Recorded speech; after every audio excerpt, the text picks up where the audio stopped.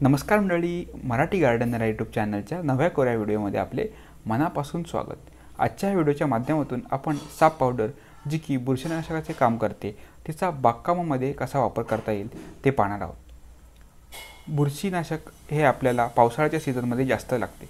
पावसाच्या दिवसामध्ये बुरशीचा प्रादुर्भाव आहे तो आपल्या बागकाम करताना मोठ्या प्रमाणात झालेल्याचे आपल्याला आढळून येते।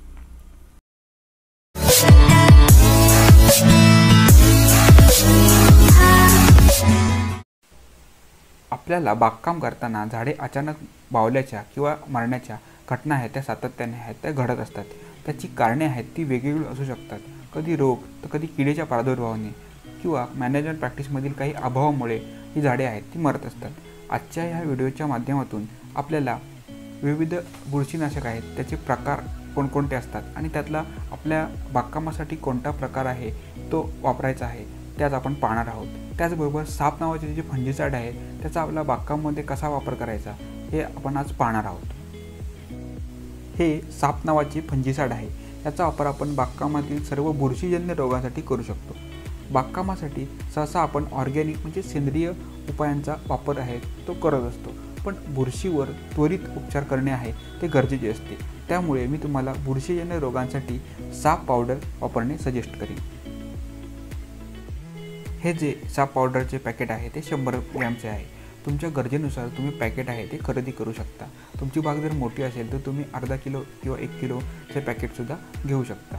त्याची किंमत साधारण 100 ग्रॅमची आहे ती 110 रुपयाच्या आसपास आहे। हे एकदा जर तुम्ही मोठ्या प्रमाणात खरेदी केले तर तुम्हाला वर्ष दीड वर्ष आहे ते चालू शकते। हे जे फंजिसाइड आहे ते तुम्हाला तुमच्या जवळच्या कृषी सेवा केंद्रामध्ये उपलब्ध होईल। जर ते तुम्हाला उपलब्ध होत नसेल तर तुम्ही त्याची खरेदी आहे ती ऑनलाईनसुद्धा करू शकता। तुमच्या माहितीसाठी मी ऑनलाईन खरेदीची लिंक आहे ती मी खाली डिस्क्रिप्शन बॉक्समध्ये टाकलेली आहे, तिथूनही तुम्ही जाऊन ते खरेदी करू शकता। साप पावडरमध्ये मुख्य दोन कार्बन बेन्झीन आणि मॅन्कोझेब हे दोन घटक आहेत। आता हे दोनच घटक का वापरलेले आहेत त्यासाठी आपल्याला फंजिसाइडचे प्रकार समजून घेतले पाहिजे। फंजिसाइडचे मुख्य 3 प्रकार आहेत, एक आहे कॉन्टॅक्ट, दुसरा आहे सिस्टमिक आणि तिसरा आहे ट्रान्समिलर। पहिले जे 2 प्रकार आहेत ते महत्त्वाचे आहेत, कॉन्टॅक्ट आणि सिस्टमिक। आता कॉन्टॅक्ट फंजिसाइड म्हणजे काय, तर कॉन्टॅक्ट फंजिसाइड म्हणजे जर आपल्याला बुरशी व्हिज्युअली दिसत असेल तर त्या कंडिशनला आपण कॉन्टॅक्ट फंजिसाइड वापरू शकतो। सिस्टमिक फंजिसाइड म्हणजे काय, तर आपल्याला व्हिज्युअली बुरशी आपल्या झाडावर दिसत नाही पण त्याचा इफेक्ट आहे तो आपल्या झाडावर झालेला आहे, तर अशा कंडिशनला आपण सिस्टमिक फंजिसाइड आहे ते वापरत असतो। आता साप पावडरमध्ये सिस्टमिक आणि कॉन्टॅक्ट हे दोन्ही फंजिसाइडचे मिश्रण केलेले आहे। त्याच्यामुळे ही जी बुरशीनाशक झालेली आहे त्याचा आपण बागकामामध्ये वापर करू शकतो। त्याचा आपल्याला खूप मोठा फायदा होऊ शकतो, कारण आपल्याला कोणत्याही प्रकारची जरी बुरशी आपल्या बागकामामध्ये झाली असेल, आपल्याला ती आयडेंटिफिकेशन त्याचं करता येत नसेल तर त्याही केसमध्ये तुम्हाला ही पावडर आहे ती उपयुक्त ठरू शकते। त्यामुळे हे आपण शक्यतो बागकामामध्ये वापरत असतो। आता हे पॅकेट आहे ते आधी आपण फोडून बघूया की हे दिसायला कसे आहे आणि त्याचं टेक्स्चर काय आहे।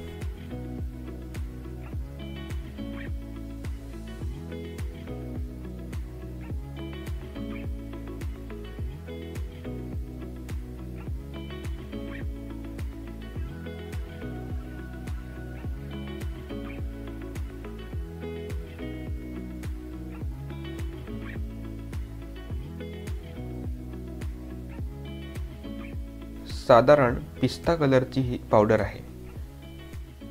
आता आपण पाहूया की बागकामामध्ये ह्याचा वापर आहे तो कसा करायचा आहे।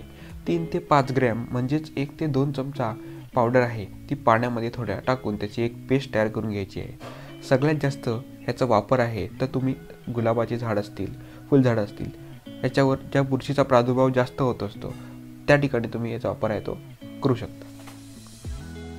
मुख्यत्वे 4 प्रकारे आपण याचा वापर करू शकतो। एक आहे ते झाडाच्या कटिंगसाठी आहे, दुसरा आहे हे मातीतून आहे, तिसरी जी आहे ते फवारणीमध्ये आहे आणि चौथा आहे ते माती मिश्रणामध्ये आहे। तर आपण एक एक करून पाहूया की त्याचा वापर आहे तो कसा कसा करायचा आहे। पहिला प्रकार आता आपण पाहूया की कटिंगसाठी आपल्याला कसे प्रकारे हे जे साप पावडर आहे ती वापरता येईल। तर आपण मगाशी जी तयार केलेली पेस्ट आहे ती आपण कटिंग केलेल्या पोर्शनला वापरणार आहोत। बऱ्याच वेळा आपण प्रपोगेशनसाठी आपण कटिंग त्याची घेत असतो किंवा आपण झाडाला वेगवेगळे शेप देण्यासाठी आपण कटिंग करत असतो. तर त्या केसमध्ये आपण जी पेस्ट आहे ती ब्रशच्या साहाय्याने आहे ती कटिंग झालेल्या पोर्शनला टोकावर टिपला आपण ती लावणार आहोत.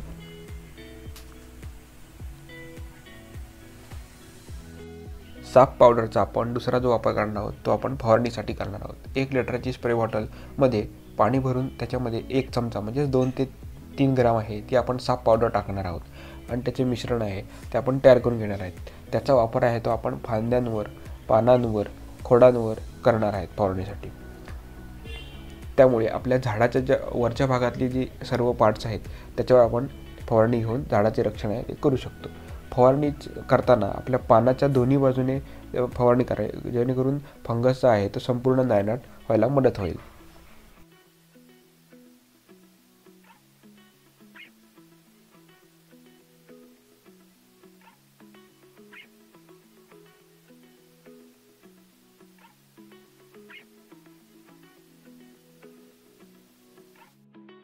आता जो तिसरा प्रकार आहे ते म्हणजे मातीमध्ये साफ पावडर आहे ते टाकणे. फंगसचा अटॅक जास्त होणाऱ्या झाडाच्या बुंद्यामध्ये 1 चमचा बुरशीनाशक तुम्ही सर्व बाजूने टाकू शकता व माती वर खाली करून फंजीसाईड मातीमध्ये एकजीव करावे व त्यानंतर त्याला थोडेसे पाणी द्यावे जेणेकरून त्याचा आपल्याला इफेक्ट लवकर दिसेल.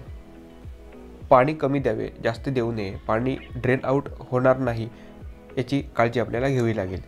पाणी जर ड्रेन आउट होऊन गेले तर त्याचा काही उपयोग आपल्याला होणार नाही. पाणी आहे ते आपल्या मुळांच्या जवळपर्यंत गेले पाहिजे जेणेकरून मुळांच्या जवळ आणि मातीमध्ये जे असलेले जे फंगस आहेत त्याचा आपल्याला नायनाट करता येईल.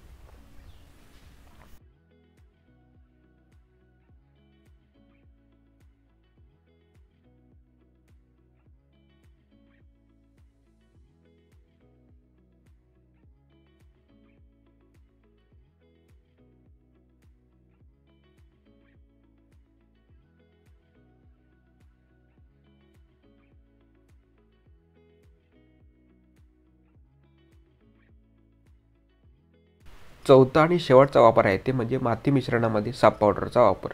आपल्याकडे जुन्या कुंड्या असतात त्याच्यामध्ये माती शिल्लक राहिली असते तर ही माती आपल्याला परत वापरताना आपल्याला बऱ्याच वेळ भीती वाटते.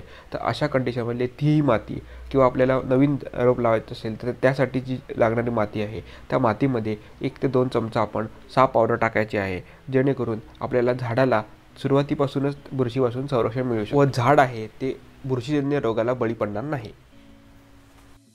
तर मित्रांनो, अशा प्रकारे तुम्ही तुमच्या बागेमध्ये साफ पावडरचा वापर आहे तो या सर्व प्रकारे करू शकता. तुम्ही तुमच्या सोयीनुसार याचा वापर आहे तो तुमच्या बागेमध्ये करून बुरशीपासून आपल्या झाडांचे आहे ते संरक्षण तुम्ही करू शकता.